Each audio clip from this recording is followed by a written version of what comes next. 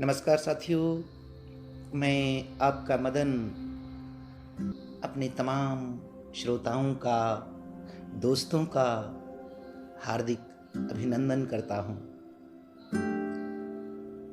कविताएं, लघु कथाएं और कहानियों के इस क्रम में आज आपके सामने लेकर आया हूँ एक और नई कहानी जिसका शीर्षक है इंतजार और जिसको लिखा है अब्दुल रशीद पठान जी ने।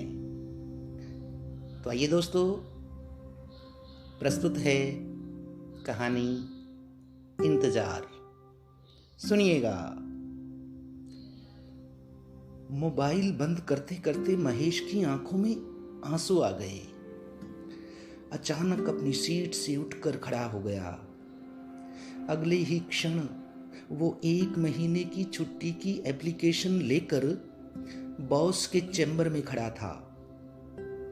महेश आज बहुत उदास हो गया था। उसे धीरे धीरे पिछला सब कुछ याद आने लगा कि उसे दुबई स्थित अरब अमीरात की company first gulf software industries में सेल्स में मैनेजर के पद पर काम करते हुए 5 साल हो गए थे। उसको 3 लाख रुपए तनख्वाह मिलती थी। अपनी माँ के पास वो साल में मिलने वाली छुट्टियों में ही जाता था। कभी कभी वो 2-2 साल तक गांव नहीं जाता था। अचानक महेश के हाथ में छुट्टी की एप्लीकेशन देखकर उसके बॉस प्रदीप राय सिंह ने पूछा, क्यों महेश, क्या हुआ? ये तुम्हारा मुंह क्यों लटका हुआ है? सब ठीक तो है? ये जल्दी में छुट्टी जाने की क्या वजह है? बॉस ने अपने पास बैठाकर सारी बातें पूछी तो महेश का गला भर आया। बड़ी मुश्किल से आंसुओं को रोक कर बताने लगा, सर, पिछले 2-3 महीनों से मैं कंपनी प्रोजेक्ट के सिलसिले में इतना व्यस्त रहा कि माँ को फोन करने का टाइम ही नहीं मिला। वो कहता जा रहा था, परिवार में हम 3 भाई बहनों में से सबसे छोटा हूँ मैं और माँ का लाडला भी। पिताजी के देहांत के बाद माँ गांव में अकेली है। उसकी देख रेख करने वाला भी वहाँ कोई नहीं है। हम भाई बहनों से टेलीफोन पर बातचीत के सहारे ही उसके दिन गुजरते हैं।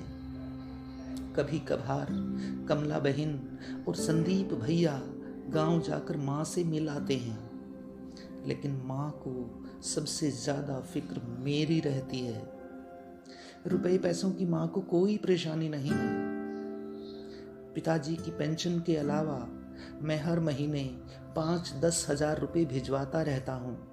सर, पिछली बार जब मैं गांव से वापस दुबई आने लगा तो माँ ने मुझे अपने पास बैठा लिया।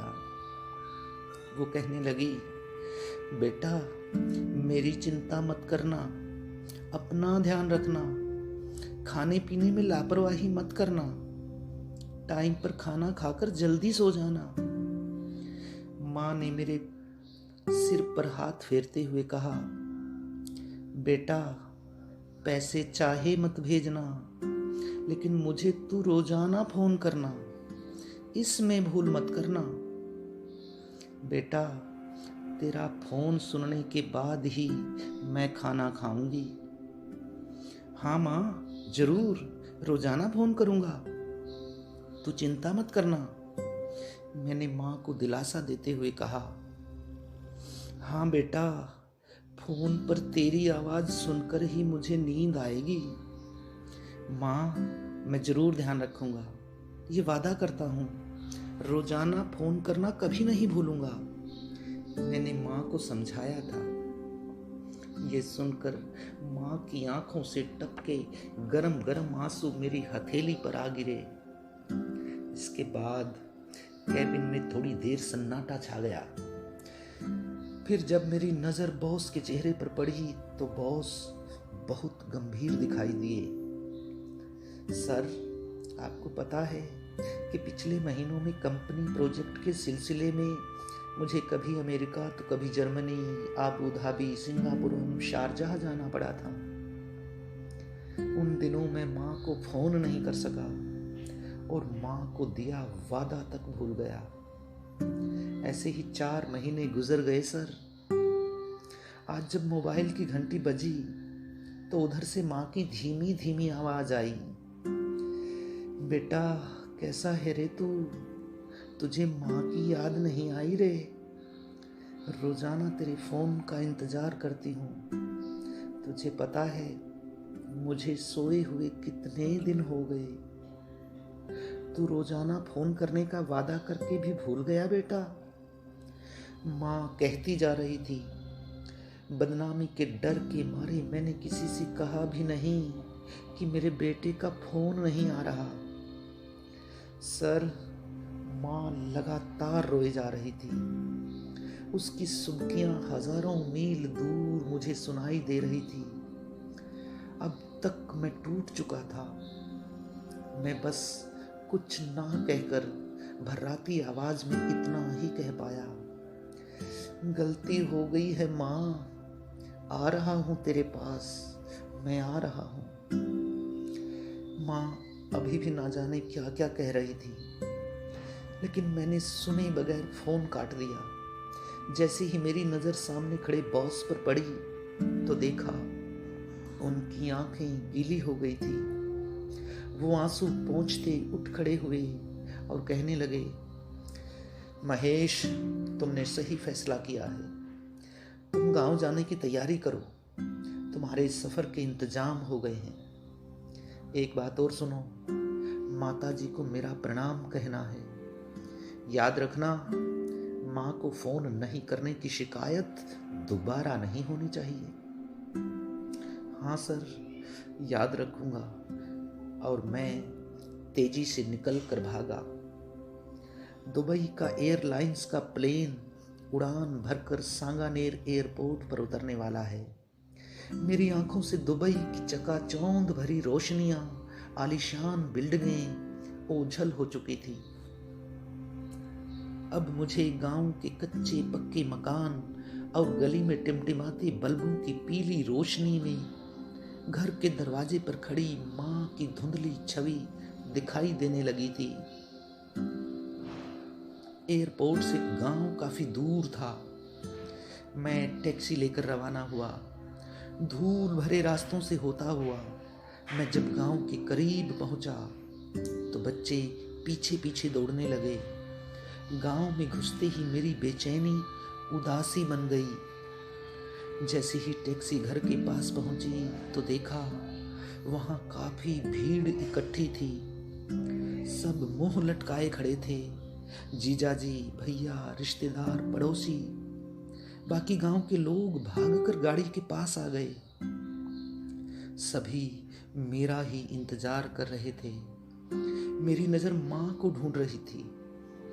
मुझे सारा माजरा समझते देर नहीं लगी। मैं माँ माँ चिल्लाता घर में दौड़ता बदहवास सा चीख रहा था। मैं आ गया हूँ माँ, मैं आ गया हूँ, तू कहाँ है? तभी पीछे से भैया ने सिर पर हाथ फेरते हुए मुझे गले से लगा लिया। भैया ने रोते रोते कहा, महेश, माँ अब इस दुनिया से दूर चली गई। तूने आने में बहुत देर कर दी भाई। आखिरी सांस तक तेरा ही नाम ले लेकर तेरा इंतजार कर रही थी। फिर हम दोनों भाई बड़ी देर तक सीने से लगकर रोते रहे। तभी भाभी ने आकर हमें दिलासा दिया। मैंने जब चारों तरफ नजर डाली तो मुझे एहसास हुआ कि हजारों की इस भीड़ में मैं अकेला खड़ा हूं, बेबस, लाचार। मुझे लगा कि मैं शायद दुनिया का सबसे गरीब आदमी हूं, जिसके पास दौलत शोहरत होते हुए भी अब कुछ नहीं बचा था। तो कहानी समाप्त हुई दोस्तों। सभी श्रोताओं का पुनः आभार, नमस्कार, शुभ दिन।